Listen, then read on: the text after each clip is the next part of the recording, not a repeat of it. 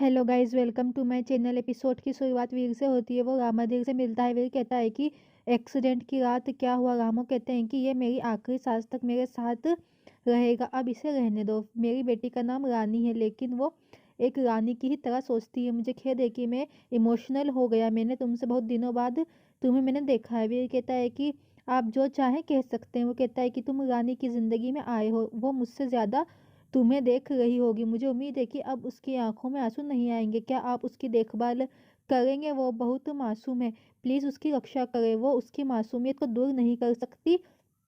अगर वो गलती करती है तो प्लीज उसे माफ कर देना। उसकी पढ़ाई मत रोकना, ये उसका सपना है। वीर कहता है कि ऐसा नहीं होगा। रामू कहते हैं कि जब हमारे गांव में लड़कियों की शादी हो जाती है तो हम अपने एक गाना गाते हैं। क्या मैं गा सकता हूँ? वीर सिर हिलाता है। फिर रामू गाना गाता है कि मेरा अतीत अब तुम्हारा है, मेरी बेटी अब तुम्हारी है। मुझे आशा है कि तुम दोनों हमेशा हाथ पकड़कर साथ रहोगे। मेरी बेटी अब तुम्हारी है। रानी ने उसे गले लगा लिया। वो दोनों रोते हैं। फिर रामू वहां से चला जाता है। रानी रो रही होती है। विक्रम कियारा के लिए फूल लाता है। वो कहता है कि मुझे आशा है कि आप बेहतर महसूस कर रही। वो कहती है कि मैं फिजिकली रूप से बेहतर महसूस कर रही हूँ, लेकिन मेरा दिल हमेशा के लिए टूट गया है। वो कहता है कि जो हुआ उसके लिए मुझे सच में खेद है, लेकिन आपने जो किया वो भी गलत था। आपके पास जीने के लिए पूरी जिंदगी है। वो कहती है कि आप तभी समझ पाएंगे जब आप कुछ इसी तरह से गुजरेंगे। वो कहता है कि जहर खाना इसका समाधान था, ये गलत है। खैर, अगर आप इसके बारे में सोचती हैं तो ये बहुत ही मजाकिया टाइप था। आप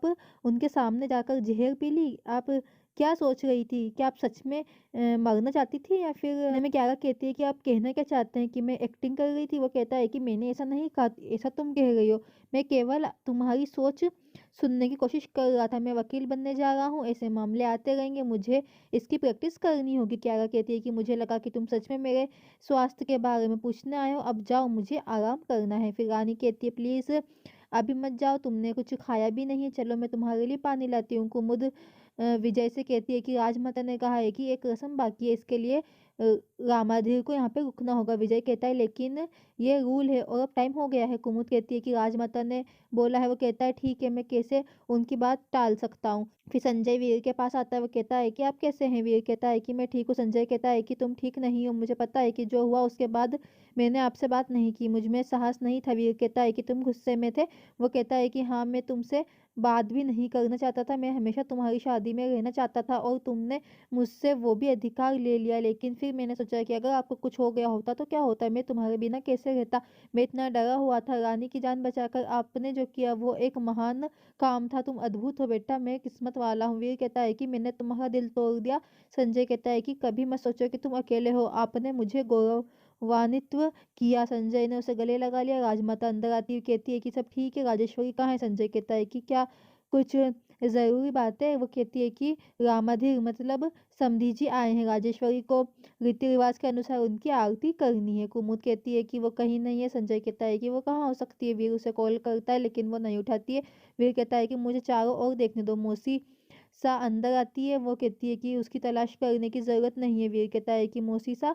वो कहती है कि हाँ, मैं यहाँ गंदगी साफ करने आई हूँ। दीदी ने आपको कभी अपना बेटा नहीं माना, लेकिन मैं हमेशा तुम्हारी मौसी बनी। तुमने उसका दिल तोड़ दिया। संजय कहता है कि पद्मनी तुम यहाँ? वो कहती है कि सॉरी, मैं वीर की शादी में नहीं आ सकी, मुझे और कई शादी में जाना था। मैंने सोचा चलो दीदी की बहू को देखाते हैं। क्या हुआ कि वो इतनी बिगड़ गई कि वो अपने घर से चली गई? संजय कहता है कि जो उसने हमें नहीं बताया वो कहाँ गई है? पद्मनी कहती है कि वो इस नौकरानी की वजह से वो अपने मायके चली गई है और उनके पास अब कहने के लिए क्या बचा है? आपने एक नौकरानी को अपनी बहू बना लिया। राजमाता कहती है कि बहुत हो गया, यहाँ मेहमान के रूप में आपका स्वागत। ये तुम्हारी बहन का ससुराल है, यहाँ जो कुछ भी होता है आपका इससे कोई लेना देना नहीं है। पद्मनी कहती है मुझे खेद है, ये दीदी की भी गलती थी, वो इन नौकरों के लिए हमेशा अच्छी थी, वो दर्द से ही बात समझते हैं। वो कहती है इसे मुझ पर छोड़, मैं दीदी के समधी का स्वागत करूंगी। कुमुद कहती है कि तुम कहाँ जा रही हो? रानी सा नीचे कभी नहीं जाती है, उनके कुछ कानून है। वो कहती है कि हाँ, ऐसे समय में इन घरों में नियमों पर चलना चाहिए। अगर